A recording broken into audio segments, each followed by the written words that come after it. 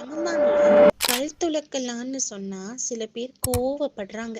ஆனா ஹதீஸ் என்ன சொல்லுதுன்னு தெரிஞ்சா அப்படியே ஷாக் ஆயிடுவீங்க. அப்படி என்னதான் ஹதீஸ் சொல்லுதுன்னு தெரிஞ்சுக்கலாமா?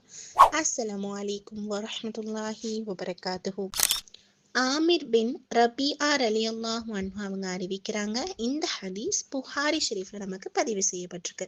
நபி ஸல்லல்லாஹு அலைஹி வஸல்லம் அவர்கள் நோன்பு நோற்றிருக்கும் பொழுது பல் துலக்குவதை எண்ணிலடங்காத தடவைகள் நான் பார்த்திருக்கிறேன். சுபஹானல்லாஹ். இந்த ஹதீஸின் மூலமாக ஸல்லல்லாஹு அலைஹி வஸல்லம் அவர்களே இந்த விஷயத்தை செஞ்சிருக்காங்க அப்படின்னு சொல்லிட்டு நமக்கு தெரிய வருது. அப்ப இதுல இருந்து பல் துலக்குதல், அதாவது நோன்பு வைத்திருக்கும் நிலையில் பல் துலக்குதல் நமக்கு ஆகுமாக்கப்பட்ட ஒரு செயலாக இருக்குன்னு சொல்லி நம்ம புரிஞ்சுக்கிறோம். ஆனா சில விஷயங்களை நாம தவிர்த்துக்கணும். நோன்பு வைத்திருக்கும் நிலையில நம்ம பல் துலக்கும் போது ஏதாவது ஒரு வஸ்துக்களை விழுங்குவதையோ அல்லது அந்த தண்ணீரை குடிப்பதையோ விட்டு நாம தவிர்த்திருக்கணும். இந்த செயல் நடந்துச்சுன்னு சொன்னா கண்டிப்பாக அந்த நோன்பு முடிஞ்சிடும் இன்ஷா அல்லாஹ்.